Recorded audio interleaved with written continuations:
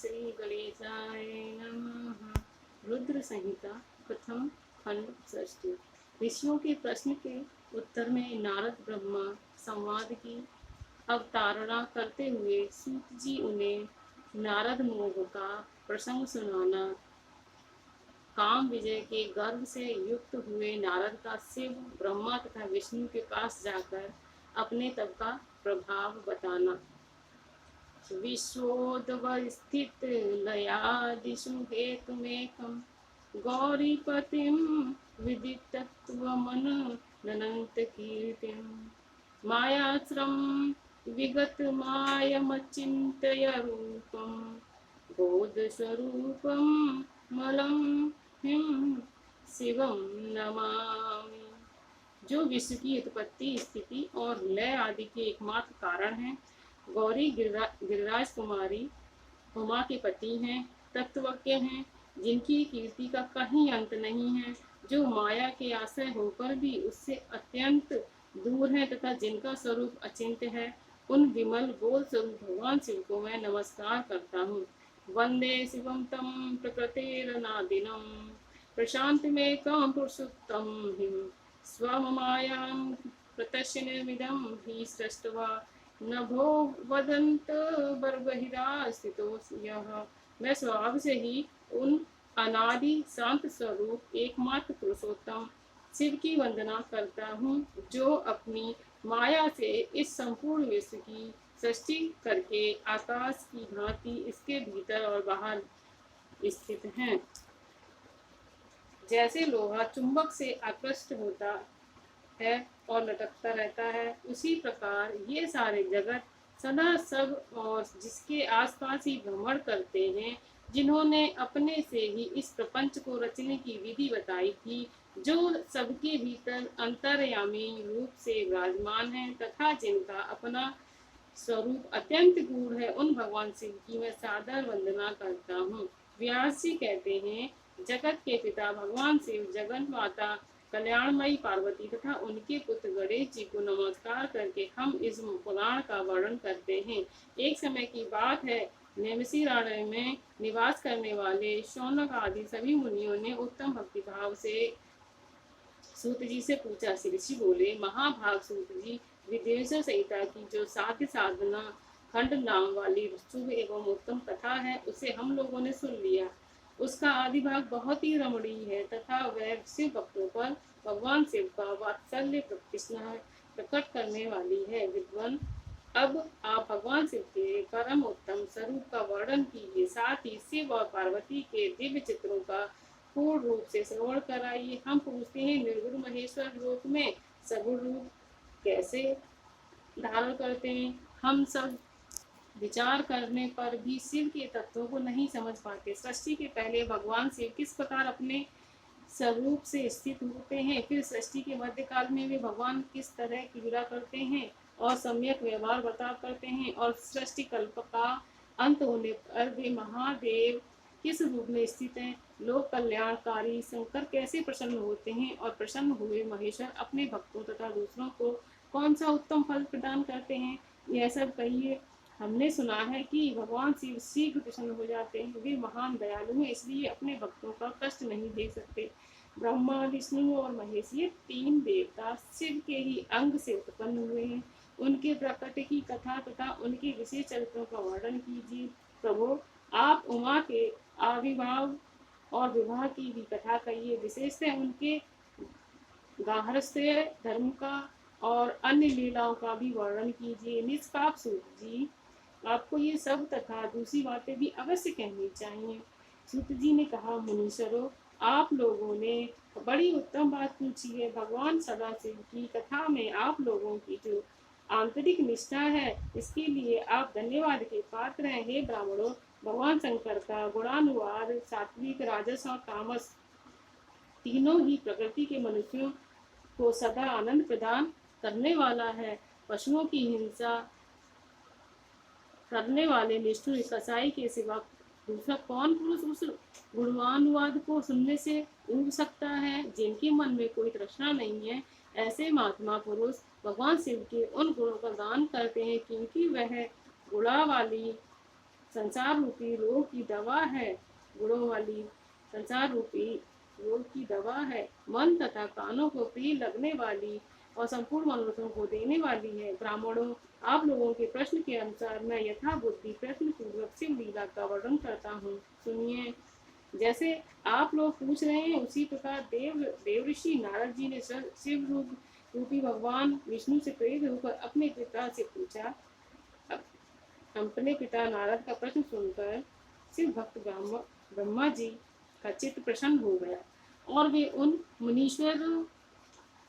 मुनीश्वरों मणि को हर्ष प्रदान करते हुए प्रेम पूर्वक भगवान शिव के यश का गान करने लगे।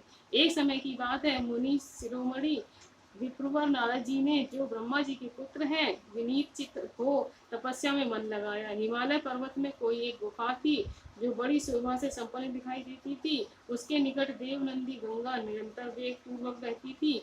वहाँ एक महान दिव्य आश्रम था जो नाना प्रकार की शोभा से सुशोभित था। देवदर्शी नारद जी तपस्या करने के लिए उसी आश्रम में गए। उस गुफा को देखकर मुनिवर नारद जी बड़े प्रसन्न हुए और सुदीर्घ काल तक वहाँ तपस्या करते रहे। उनका अंतकरण शुद्ध था। वे दृढ़ता पूर्वक आसन बांधकर मौन हो प्राणायाम पूर्वक समाधि में स्थित हो गए। ब्राह्मणों, उन्होंने वह समाधि लगाई जिसमें ब्रह्मा का साक्षात्कार कराने वाला अहम ब्रह्मस्मि, मैं ब्रह्मा हूँ, यह विज्ञान प्रकट होता है। मुनिवर नारद जी जब इस प्रकार तपस्या करने लगे, उस समय यह समाचार पाकर देवराज इंद्र कांप उठे। वे मानसिक संताप से बेहाल हो उठे। ये नारद मुनि मेरा राज्य लेना चाहते हैं। मन ही मन ऐसा सोचकर इंद्र ने उनकी तपस्या में विघ्न डालने के लिए प्रयत्न करने की इच्छा की। उस समय देवराज ने अपने मन से कामदेव का स्मरण किया। स्मरण करते ही कामदेव आ गए। महेंद्र ने उन्हें नारद जी की तपस्या में विघ्न डालने का आदेश दिया। यह आज्ञा पाकर कामदेव वसंत को साथ ले बड़े गर्व से उस स्थान पर गए और अपना उपाय करने लगे। उन्होंने वहां शीघ्र ही अपनी सारी कलाएं रच डाली। वसंत ने मदमत होकर अपना प्रभाव अनेक प्रकार से प्रकट किया। मुनिवरों, कामदेव और बसंत के अथक प्रयत्न करने पर भी नारद मुनि के चित्त में विकार नहीं उत्पन्न हुआ। महादेव जी के अनुग्रह से उन दोनों का गर्व चूर हो गया। सौनक आदि महर्षियों, ऐसा होने का जो कारण था उसे आदर पूर्वक सुनो।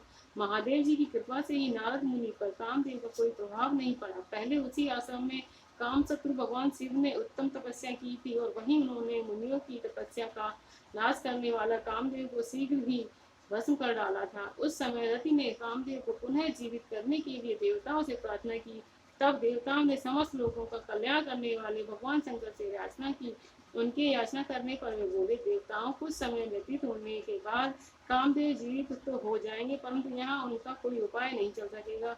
अमरगढ़ यहाँ खड़े होकर लोग चारों ओर जितनी दूर तक की भूमि को नेत्र से देख पाते हैं, वहां तक कामदेव के बाणों का प्रभाव नहीं चल सकेगा, इसमें संशय नहीं है। भगवान शंकर की इस उक्ति के अनुसार उस समय वहां नारद जी के प्रति कामदेव का निजी प्रभाव मिथ्या सिद्ध हुआ।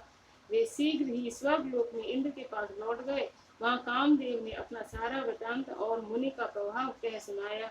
तत्पश्चात इंद्र की आज्ञा से बसंत के साथ अपने स्थान को लौट गए। उस समय देवराज इंद्र को बड़ा विस्मय हुआ। उन्होंने नारद जी की भूरी भूरी प्रशंसा की, परंतु शिव की माया से मोहित होने के कारण वे उस पूर्व वृतांत को स्मरण न कर सके। वास्तव में इस संसार के भीतर सभी प्राणियों के लिए शंभु की माया को जानना अत्यंत कठिन है। जिसने भगवान शिव के चरणों में अपने आप को समर्पित कर दिया, उस वक्त को छोड़कर से सारा जगत उनकी माया से मोहित हो जाता है। नारद जी भगवान शंकर की कृपा से वहां चिरकाल तक तपस्या में लगे रहे। जब उन्होंने अपनी तपस्या पूर्ण हुई समझा, तब वे मुनि उनसे विरक्त हो गए। कामदेव पर मेरी विजय हुई ऐसा मानकर उन मुनीश्वर के मन में व्यर्थ ही गर्व हो गया। भगवान शिव की माया से मोहित होने के कारण उन्होंने यथार्थ बात का ज्ञान नहीं रहा।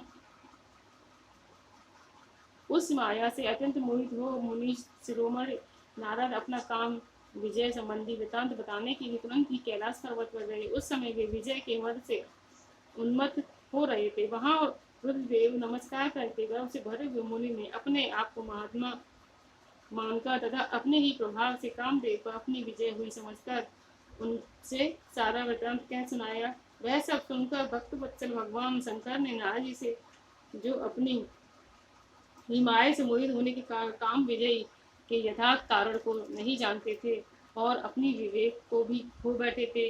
कहा, रुद्र बोले, तात तुम बड़े विद्वान हो, धन्यवाद के पात्र हो, परंतु मेरी ये बात ध्यान देकर सुनो। अब से फिर कभी ऐसी बात कहीं न कहना, विशेषतः भगवान विष्णु के सामने इसकी चर्चा कदापि न करना। तुमने मुझ में अपना जो अपना वृतांत बताया है उसे पूछने पर भी दूसरों के सामने न कहना। यह सिद्ध संबंधी वृतांत सर्वदा गुप्त रखने योग्य है, इसे कभी किसी पर प्रकट नहीं करना। तुम मुझे विशेष प्रिय हो, इसलिए अधिक जोर देकर मैं तुम्हें यह शिक्षा देता हूँ और इसे न कहने की आज्ञा देता हूँ, क्योंकि तुम भगवान विष्णु के भक्त हो और उनके भक्त होते हुए भी मेरे अत्यंत अनुगामी हो। इस प्रकार बहुत कुछ कहकर संसार की सृष्टि करने वाले भगवान रुद्र ने नारद जी को शिक्षा दी। अपने वृतांत को गुप्त रखने के लिए उन्होंने उन्हें समझाया बुझाया, परंतु वे तो शिव की माया से मोहित थे, इसलिए उन्होंने उनकी दी हुई शिक्षा को अपने लिए हित का न माना। तदंतर मुनि शिरोमणि नारद ब्रह्मलोक में गए। वहां ब्रह्मा जी को नमस्कार करके उन्होंने कहा, पिताजी, मैंने अपने तपोबल से कामदेव को जीत लिया है। उनकी यह बात सुनकर ब्रह्मा जी ने भगवान शिव के चरण मंदिरों का चिंतन किया और सारा काल जानकर अपने पुत्र को यह सब कहने से मना किया। परंतु नारद जी शिव की माया से मोहित थे, अतएव उनके चित्त में मद का अंकुर जम गया, उनकी बुद्धि मारी गई थी। इसलिए नारद जी अपना सारा वृत्तांत भगवान विष्णु के सामने कहने के लिए वहां से शीघ्र ही विष्णु लोक में गए।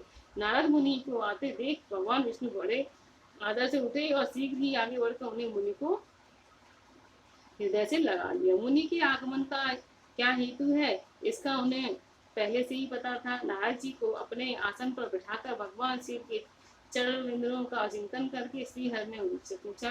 भगवान विष्णु बोले, तात कहाँ से आते हो, यहाँ किस लिए तुम्हारा आगमन हुआ है? हे मुनिश्रेष्ठ, तुम धन्य हो, तुम्हारे शुभागमन से मैं पवित्र हो गया। भगवान विष्णु का यह वचन सुनकर गर्व से भरे हुए नारद मुनि ने मल से मोहित होकर अपना सारा वृतांत बड़े अभिमान के साथ कह सुनाया। नारद मुनि का वह अहंकार युक्त वचन सुनकर मन ही मन भगवान विष्णु उनकी काम विजय के यथार्थ कारण को पूर्ण रूप से जान लिया।